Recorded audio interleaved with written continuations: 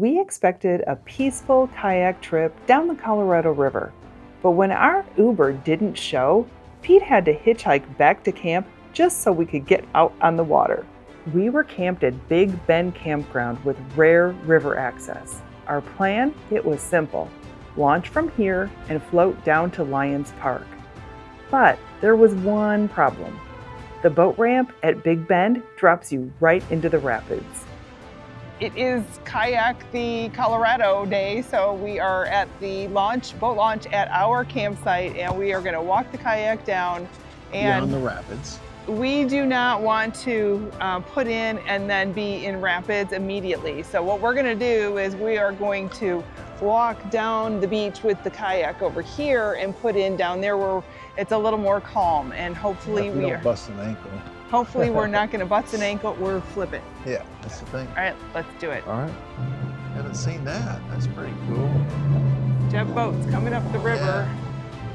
They're riding the rapids, not the way that we're going to ride the rapids. Ready to go? Yes. That way.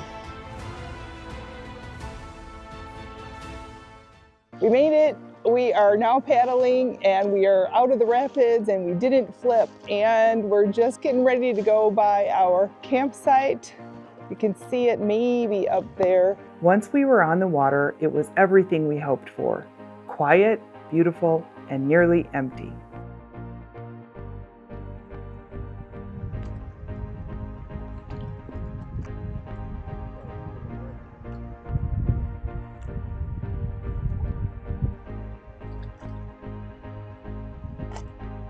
And the nice thing is that we've got the wind on our backs.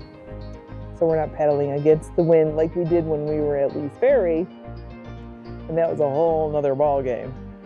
It was a total contrast from our kayak trip at Lees Ferry, where we needed a backhaul shuttle and we battled high winds. The interesting thing about this is that when we are on the water doesn't look as muddy as it does when you're looking at it from up at street level. And I think it's because there's so much reflection in the water with the green trees and bushes that are along the shoreline, and then of course all the red rocks. So happy that we've got a bright sunny blue day. Look at that thing, that tree that is growing out of the crack in a rock that's in the water. Wow, it's beautiful.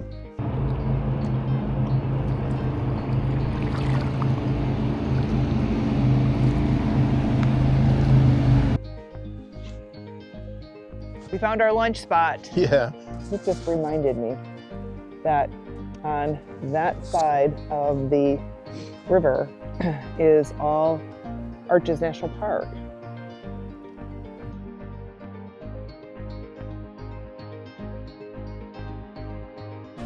It's funny to see all these little footprints in this muddy, silty stuff. People, dogs. It's like ducks. Whatever else is out here. Geese. Geese. Yeah, I think. Actually, it looks like turkey to me. Turkey? I don't think any turkey got in there. Yes. Oh, I recognize that. Yeah, Goose Island's right there, because there's our little, that's where I took that video that time. See right up there, the 3 columns? Uh-huh. Yeah, we're at Goose Island almost. I wonder if there's any petroglyphs or something. See those guys that have the boat over there? I wonder what they're looking at. I don't know. As we get closer and closer to Lions Park, we are now adjacent to our old favorite campground. That's Goose Island. You can see all the sites that back up to the river over here. This was the first campground we ever stayed at when we camped in this area. It's absolutely gorgeous. Hope to get into there again sometime soon. This time it was completely booked, and it's all walk-up only, first come, first served, so no reservations allowed. So you're lucky if you get there and get in. We're coming up to the final stretch, and over here on our left is the last bridge on the bike path bridge, and then that leads into the other pedestrian bridge that actually crosses the river and can lead you right into, on a path up to Arches National Park entrance. and we have to take out here before we get to that bridge that crosses the river. And apparently if you miss that one, like there's no other place to take out, so we can't miss that one. And then we will be, one of us will be walking across the bridge to get the truck to bring it back over to the takeout spot. We've got it parked at Lions Park.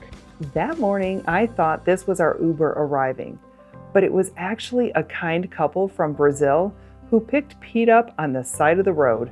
Pete's getting out of the Uber. It's not an Uber. What is I it? couldn't get an Uber. What happened? I waited for hours. Pete parked it up at Lions Park this morning and tried to call that Uber. That never showed up. He ended up hitchhiking all the way back to the campsite so we could take off in the kayak today. So I think that our trip home is going to be a lot smoother than the drop-off of the truck I actually this morning. pulled my pant leg up maybe to get a little bit. A lot of people just zoomed off faster. So once the pant leg got pulled up a little bit, then somebody pulled over and Finally, said, we'll give somebody you a ride. stopped. Yeah. People from, where were they, Brazil. Visitors from Brazil said they were very nice. So Yeah. it's super cool that they did that. Anyway, we're gonna paddle over to our takeout spot and call it a successful kayak trip. After we reached the takeout, I walked across the bridge to get the truck at the Lions Park where Pete had parked it earlier in the day. Pete stayed at the ramp with the kayak. Once I got the truck, I drove back to pick up Pete. The timing worked out perfectly. He had the kayak folded and ready to load. This ramp can get busy with boat tours, which is why we didn't film our takeout. Safety first.